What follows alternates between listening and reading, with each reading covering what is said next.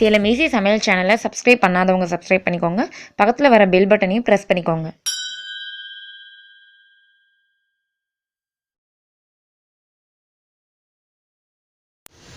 Hi friends, இன்றைக்கி நம்ம கிச்சனில் நம்ம என்ன பார்க்க போகிறோம்னா டிஃப்ரெண்ட்டான தக்காளி சாம்பார். அது எப்படி செய்கிறதுங்கிறத பார்க்கலாம். எப்பயுமே நார்மலாக நம்ம தக்காளி சாம்பார் செய்வோம், ஆனால் இந்த மாதிரி செஞ்சு பாருங்கள். அப்படி சாப்பிட்டு சலிச்சு போனவங்களுக்கு இந்த மாதிரி நீங்கள் ட்ரை பண்ணி பாருங்கள். டிஃப்ரெண்ட்டாக இருக்கும் கண்டிப்பாக. தக்காளி தேவை இதுக்கு நம்மளுக்கு. தக்காளி இந்த மாதிரி கட் பண்ணி வச்சுக்கோங்க, ஆனால் அரைக்கக்கூடாது. இதை நம்ம தக்காளி கட் பண்ணி வச்சுருக்கோம். இந்த மாதிரி கட் பண்ணிக்கணும். அதுக்கப்புறம் இங்கே அரைக்க வேண்டிய பொருள் மட்டும் நான் சொல்கிறேன் பாருங்கள். இங்கே இஞ்சி பூண்டு, இந்த அளவுக்கு நம்மளுக்கு இஞ்சி பூண்டு தேவை. வரமிளகாய் அப்படியே எதுவுமே வணக்காமல் அப்படியே நம்ம அரைச்சிக்கணும். அதே மாதிரி இங்கே பட்டை, லவங்கம், சோம்பு இந்த அளவுக்கு நம்மளுக்கு தேவைப்படும். இங்கே தேங்காய், இங்கே கரம் மசாலா, இதெல்லாமே நம்ம நல்லா நைஸாக அரைச்சிக்கணும். அதாவது இதெல்லாம் அரைச்சிட்டு கரம் மசாலாவை அதிலே சேர்த்து நல்லா அரைச்சிக்கோங்க நைஸாக. இன்னும் டிஃப்ரெண்ட்டாக இருக்கும், ட்ரை பண்ணி பாருங்கள் நீங்கள் கண்டிப்பாக. இங்கே கொத்தமல்லியை சிறிதளவு எடுத்து வச்சுருக்கோம். அதே மாதிரி இங்கே வெங்காயம், கருவேப்பிலை இருக்குது, மஞ்சள், அதுக்கப்புறம் கடுகு தாளிக்கிறதுக்கு எண்ணெய், உப்பு, இவ்வளோ தான் நம்மளுக்கு தேவை. எப்படி செய்கிறதுங்கிறத பார்க்கலாம். ஃப்ரெண்ட்ஸ் பாருங்கள், நான் அரைக்க சொல்லியிருந்த பொருட்களெல்லாம் நல்லா நைஸாக அரைச்சி எடுத்தாச்சு. இந்த மாதிரி விழுதை நம்ம அரைச்சி எடுத்துக்கலாம். அதுக்கப்புறம் ஸ்டவ் ஆன் பண்ணிவிட்டு பார்த்துட்டு வச்சுக்கோங்க. நம்ம தேவைக்கிறப்ப எண்ணெய் சேர்த்திக்கலாம்.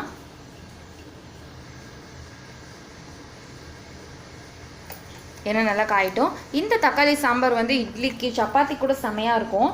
நல்லா திரண்டு வரும்போது தான் நம்ம ஆஃப் பண்ணணும். சூப்பராக இருக்கும், ட்ரை பண்ணி பாருங்கள். சப்பாத்தி, தோசை, இட்லி எல்லாத்துக்குமே காம்பினேஷன் செமையாக இருக்கும் இது.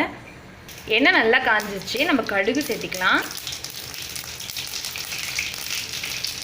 கடுகு நல்லா வெடிச்சு வரட்டும்.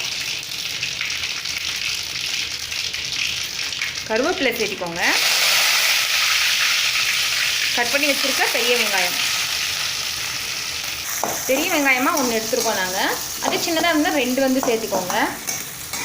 வெங்காயம் நல்லா வணங்கிடணும். வெங்காயம் எந்த அளவுக்கு வணங்கும் அந்த அளவுக்கு நல்லா குழம்பு டேஸ்ட்டு கொடுக்கும். ஃப்ரெண்ட்ஸ் பாருங்கள், வெங்காயம் நல்லா வணங்கணும்னு சொன்னேன், நல்லா வணங்கிடுச்சு பாருங்கள். இப்போ நம்ம தக்காளி கட் பண்ணி வச்சுருக்கோம், அதை சேர்த்திக்கலாம்.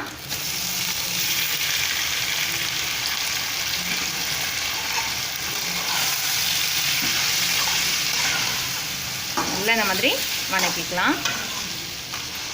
ஃப்ரெண்ட்ஸ், நம்ம சேனலை இப்போ தான் நீங்கள் ஃபஸ்ட் டைமாக பார்க்குறீங்கன்னா இந்த வீடியோக்குள்ளே ரெட் கலர் பட்டன் இருக்கும், சப்ஸ்கிரைப் பண்ணிக்கோங்க. கூடவே பெல் பட்டனையும் கிளிக் பண்ணிக்கோங்க.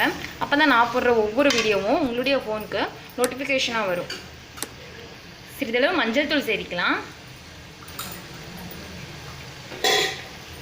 மஞ்சத்தூள் வேணான்னு சொல்லிட்டு அவாய்ட் பண்ணாதீங்க. மஞ்சத்தூள் சேர்த்துறதால ரொம்ப நல்லது, கிருமி ஆசினி. கல்லுப்பு சேர்த்திக்கோங்க. சிறிதளவு கல்லுப்பு. தூளுப்பு போடுறத விட கல்லுப்பு நல்லாயிருக்கும், குழம்பு நல்லா டேஸ்ட் கொடுக்கும்.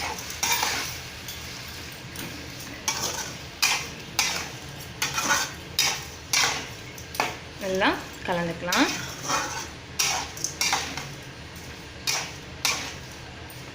தக்காளி நல்லா வணங்கட்டும். ஃப்ரெண்ட்ஸ் பாருங்கள், தக்காளி இந்த அளவுக்கு நல்லா திரண்டு இருக்கணும். பாருங்கள், நல்லா அந்த தக்காளி கொஜ்ஜு செய்வோம் இல்லையா நம்ம, அந்த அளவுக்கு நம்ம தக்காளி நல்லா வணக்கிடணும். பாருங்கள் இப்போ எப்படி இருக்குன்னு சொல்லிட்டு தக்காளி. இப்போ தான் நம்ம அரைச்சி வச்சுருக்க சிலை ஊற்றணும்.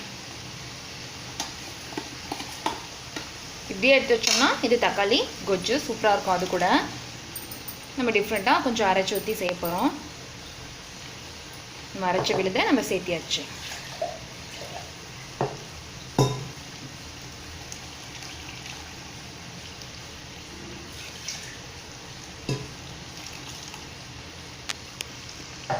இதுக்கேற்ப தண்ணி கொஞ்சமாக விட்டுட்டு நல்லா இந்த மாதிரி கலந்துக்கோங்க.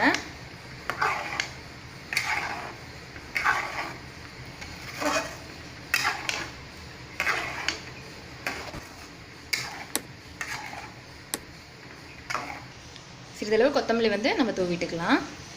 நல்லா வேகட்டும், அதாவது கொதிக்கட்டும். பச்சை வாசம் நல்லா போகணும், நல்லா கொதி வரணும்.